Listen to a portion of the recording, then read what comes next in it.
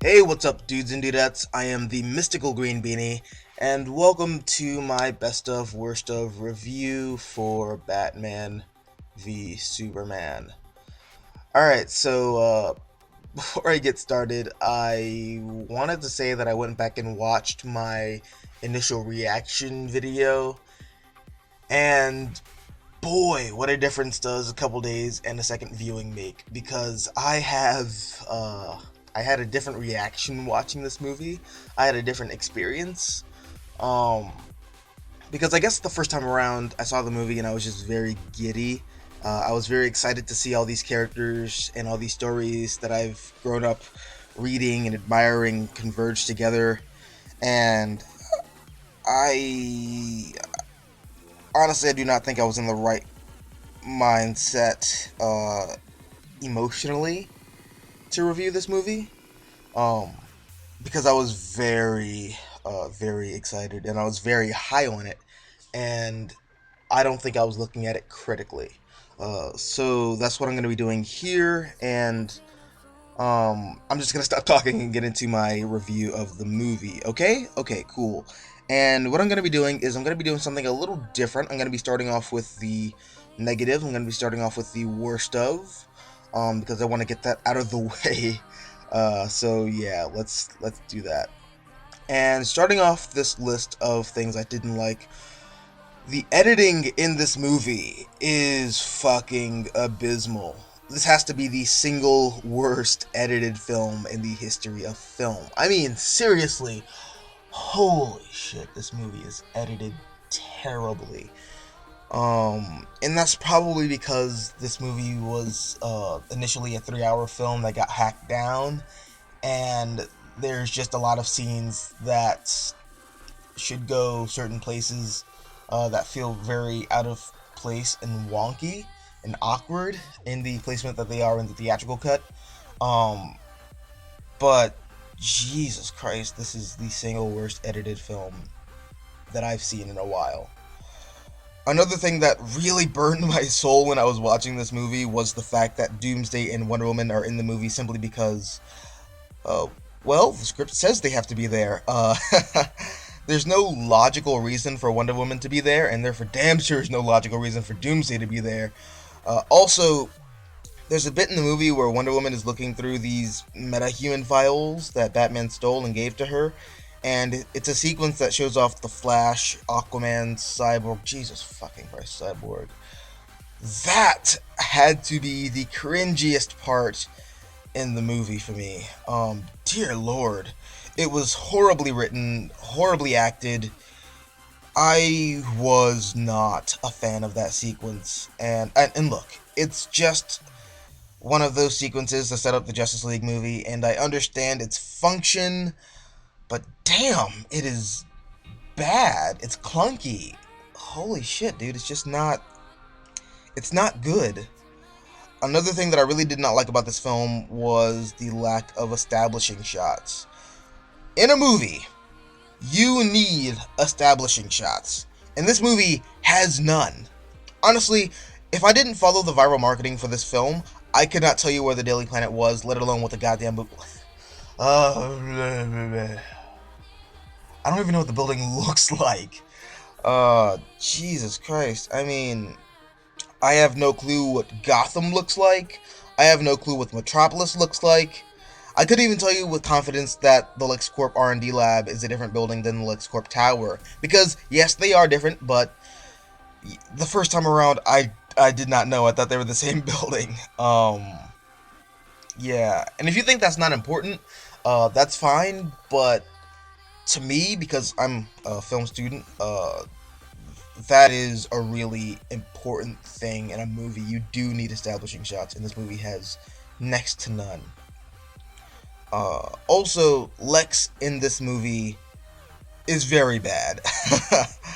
He's not poorly written, he's poorly acted. And that really hurts me personally because I was really down with what I was seeing in the trailers. I was really down with that version of Lex that I was seeing, and in all honesty, I would have much rather seen Michael Rosenbaum return. And that's saying a lot because I am not the biggest fan of Smallville. and that's putting it lightly.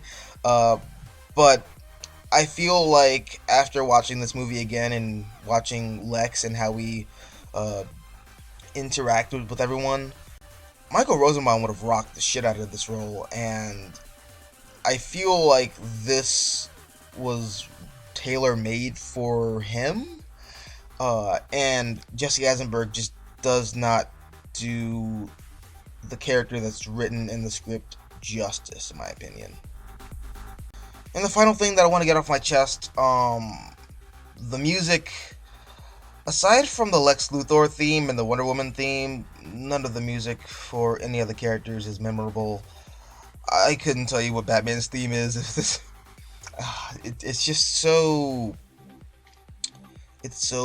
bland. Like, I can't tell you what any of the cues are.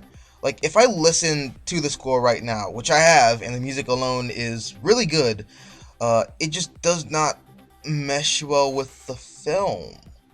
Uh, and unlike, say, the soundtrack for The Dark Knight or The Avengers, hell, even The Amazing Spider-Man 2, I can connect the music with a scene in those movies, and I cannot do that here with this movie. It's just very forgettable, and it feels like Hans Zimmer was on autopilot when he did the music for this movie. Hey guys, message from the future or the past. I don't know how that works. Anyways, I forgot to put this in my review of the movie because there was just a lot of things going on in my mind. But one last point that I want to make, and it's a really big negative. Okay, so I made a joke about Rey from Star Wars The Force Awakens being able to tap into the plot and know exactly what was going on at the most convenient of times all the time. Yeah, Clark in this movie suffers from that tenfold, and it is very distracting, and I really hated it, and that needed to be addressed. Okay, cool. Now that I've addressed it, I'm going to let you continue with the review. So yeah, as always, those aren't all the things that I necessarily did not like about this movie, but for the sake of this review, I'm not going to list all the things that I didn't like about this movie, nor am I going to list all the things that I liked about this movie. I'm just listing the highlights, and in my opinion, those are the things, those are like the really big things that I did not like about this film, and really, really brought it down in my opinion. Alright, so with all that out of the way, let's talk about the good. Let's talk about the things that I did like. First off, I love the tone. This movie has a really good tone. It it reminds me of a hybrid between Captain America: Winter Soldier and Man of Steel. This movie tackles a lot of comic booky elements while still taking itself seriously, and that's what I like about these movies, and not just these that words, and not just these movies, but comics in general, and I really appreciated that. I also was really surprised at how much I loved Wonder Woman in this movie. She only has like what 16 lines, but from the moment she appears on screen, I loved her. Also, her fight with Doomsday was great. Actually, everybody in the theater, including myself, both times I watched the movie stood up and applauded her because she was just fantastic.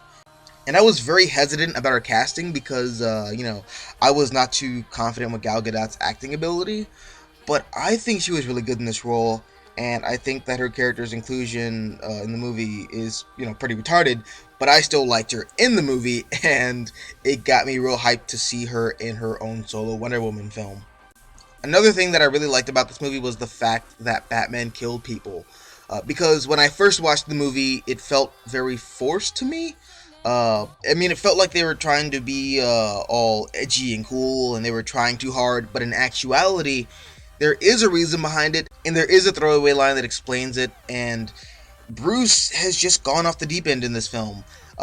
So far to the point where he goes to prison and he beats the shit out of the victims that he beats up in the streets, and in some cases he kills them.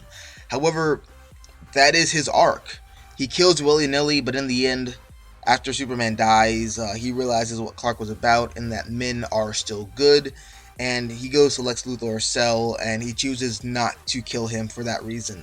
And I thought that that was done very well. Furthermore, can I just say that Ben Affleck's Batman is just the best Batman that I've seen on screen? Because he really is. He is, for me, the Batman.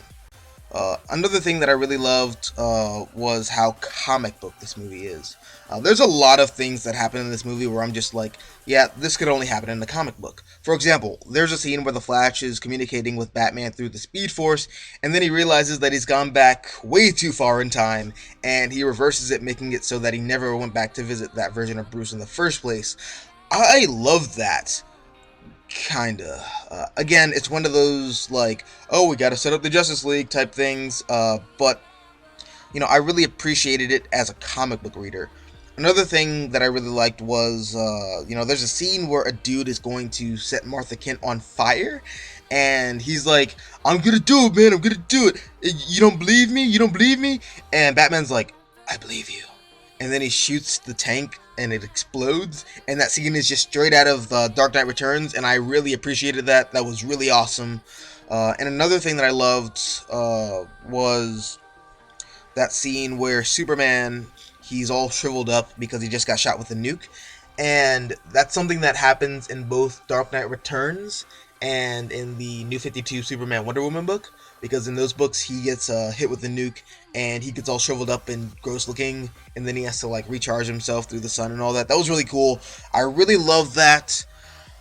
Just not the context. Yeah. All right. So yeah, and finally, for things I liked, Superman.